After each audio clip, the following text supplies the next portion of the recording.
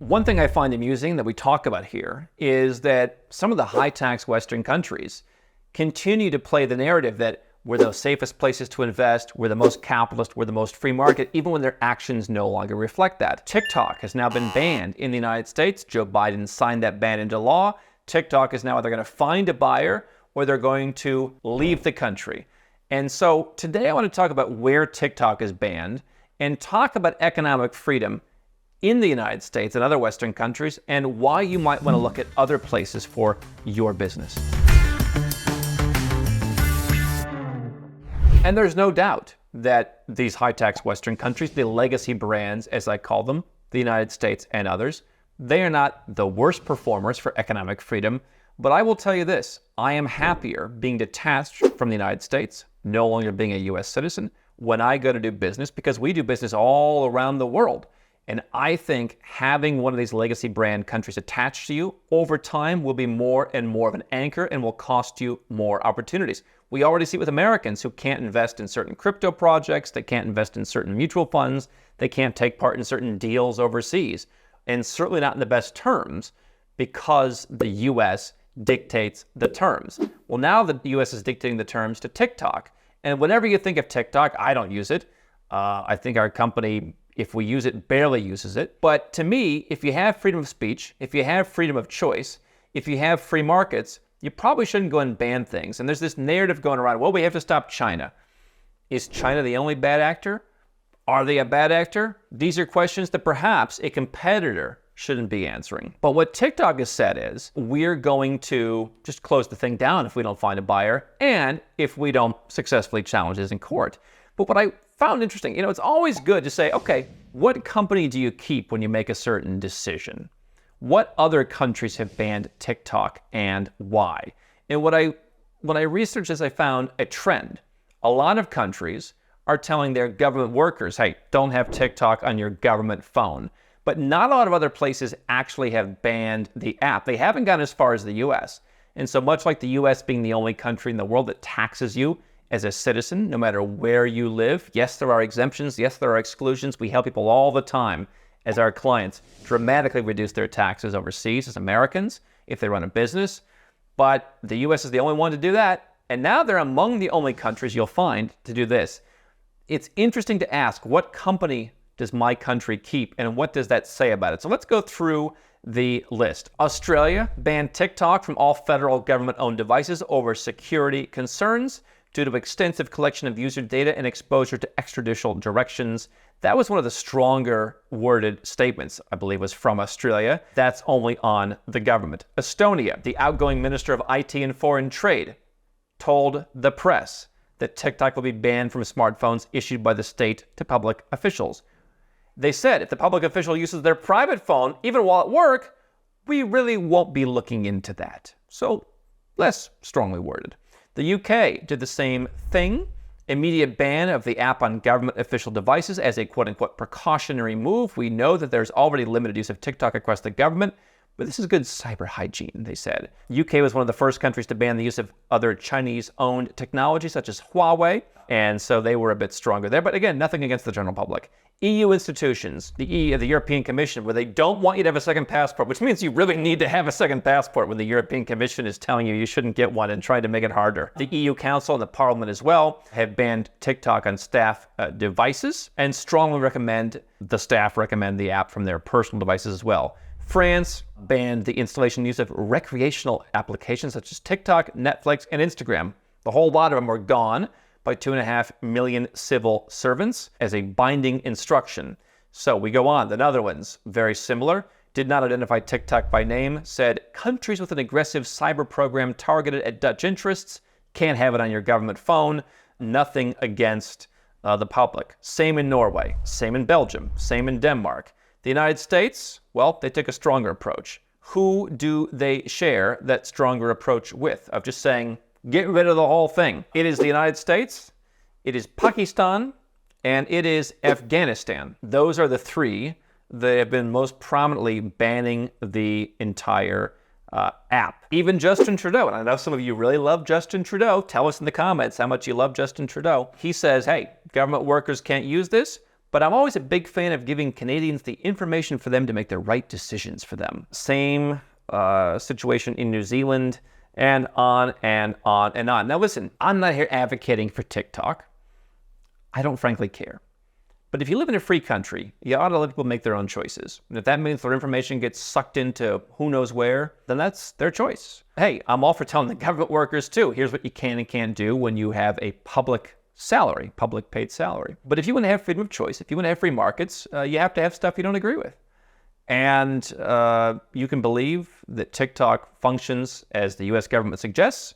You can believe TikTok's version. That's up to you. I think freedom of choice is important. And what we see is freedom is going down in the Western world. In this particular case, in the United States. If you are someone who makes money on TikTok, you won't be able to use the app itself. And you certainly won't have any other Americans, which is one of the highest paying ad markets and probably the largest population-wise ad market to make money from. If you're an advertiser who uses TikTok to bring people into your ice cream parlor, your pizza shop, your clothing boutique, that's going to be gone. Now, there's other alternatives, but it should scare you that this, to me, seems like a very protectionist move. It seems like an anti-competitive move. Because again, all those other countries, Justin Trudeau, for heaven's sakes, yeah, make your own decision. When everyone else, except Afghanistan and Pakistan, are just like, hey, be careful. We're not banning it. We're not taking heavy-handed action. That should tell you something.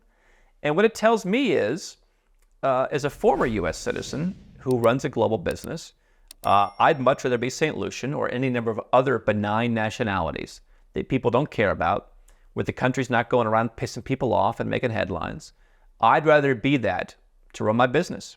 I'd rather be that for dealing with banks that aren't going to bother me. I'd rather do that when dealing with clients around the world.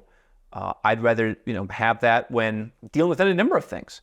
I think you're going to see some restrictions, and people say, okay, well, China banned this or that. The point that Americans have always made about the United States is we're better than those other countries. Well, not anymore. Okay, China bans American social media apps, and people say, yeah, China is oppressive. What's the difference? Here's the difference. You know the country that you're living in. You understand how it works. And it may not bother you that some other country is being shut out. Maybe you say, hey, America for Americans. I don't know how well that works. But the only difference to me, really, perhaps order of magnitude in some cases, but doing something wrong is doing something wrong. Violating values is violating values. Whether you ramp it up or down, to me, doesn't really matter.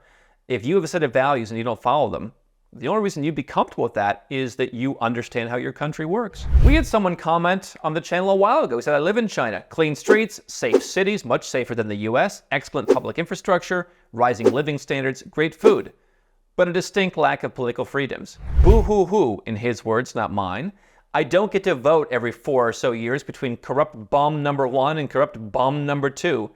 Somehow I can live with that lack of cosmetic freedom. Now, I'm not saying, let's be very clear, to move to China. I've been to China many times, haven't been there in some time. It wouldn't be a place that I would want to live. But this idea that US good, China all bad, well, you're seeing those lines being blurred. That might have been the case at some point. My grandmother lived through World War II. Maybe you would have said after World War II that was more close to being true.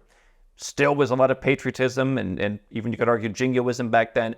You could argue that was more true back then. You'd probably be right. I don't think it's more true now.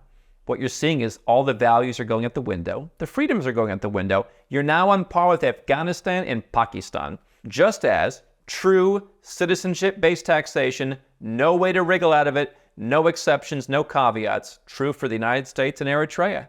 And they only charge a couple percentage points. The US charges the full boat.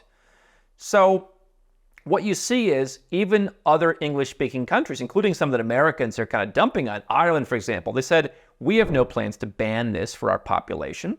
There are even other English-speaking countries that guys like Tucker Carlson will say, oh, they're going in the wrong direction. Well, they're not taking away your freedoms to the same extent that the United States is. I'd rather be an Irish citizen than an American when doing business too. Who's picking on the Irish? Who's picking on, again, any number of places? There's a handful of passports that I think are going to be harder to do business as going forward. Now, you can say, hey, listen, all I want to do is sell in the United States. I've seen a dramatic improvement in our business. And I think one of the big things it's tied to is we have a truly global clientele now.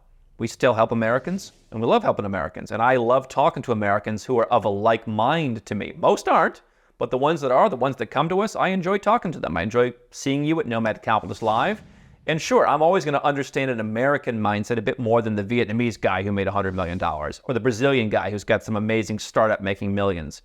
But having a global business, and by the way, our team is from all around the world. So if you're the Brazilian person, you're not talking to someone who thinks as an American. You're talking to someone who understands you and the needs of how to become a nomad capitalist.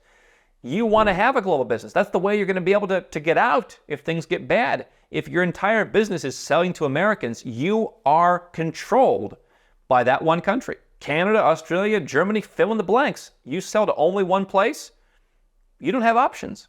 You want to have options. And part of that is, where is your business located? Where do you run it from? And who's your clientele? TikTok is going to challenge this, but the culture is embedded.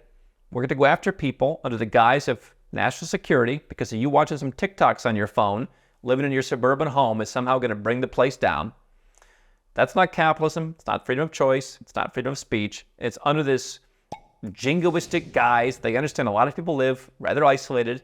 A lot of people in the United States and many other countries, to be fair, don't understand what's really happening in other places. They don't understand what we talk about, that you can go to other places and you just feel more free. But now we know that whether you like TikTok or not, the values that made the United States are gone.